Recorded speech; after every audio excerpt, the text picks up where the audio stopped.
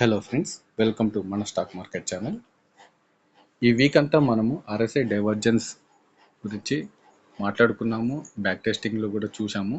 And ఎంత మేరకు మనకి ఆపర్చునిటీ దొరుకుతుంది ట్రేడ్కి అనేది కూడా మనం చూసాము.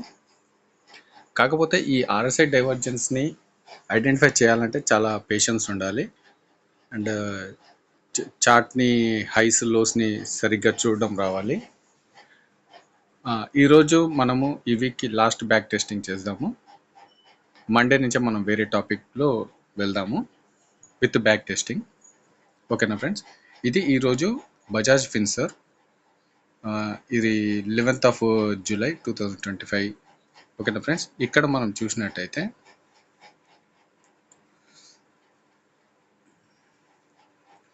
ఇక్కడ మనకి ఈ పర్టికులర్ పాయింట్ నుంచి ఈ పర్టికులర్ పాయింట్ వరకు మనకి ఆర్ఎస్ఐ డైవర్జెన్స్ అయితే ఫార్మ్ అయింది.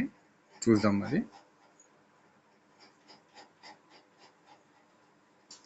ఇప్పుడు ఇక్కడ చూసినట్టయితే ఈ పర్టికులర్ రెడ్ క్యాండిల్ నుంచి రెడ్ క్యాండిల్ లో నుంచి నేను ఒక ట్రెండ్ లైన్ అయితే డ్రా చేశాను.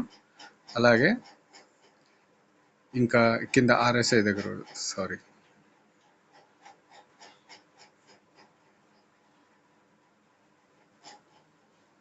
కింద ఆర్ఎస్ఐ దగ్గర కూడా లోస్ని నేను ఒక ట్రెండ్ లైన్ గీసుకుంటే అప్ ట్రెండ్లో కనబడింది. ఇప్పుడు దీన్ని బేస్ చేసుకొని మనం ట్రేడ్ తీసుకునే పని అయితే ఒక నిమిషం ఫ్రెండ్స్, దీని బేస్ మీద మనము ట్రేడ్ తీసుకుంటే మంచి మూవ్ అయితే వచ్చింది. కాకపోతే ఎక్కువ మూమెంట్ అయితే కనబడలేదు స్టాక్లో.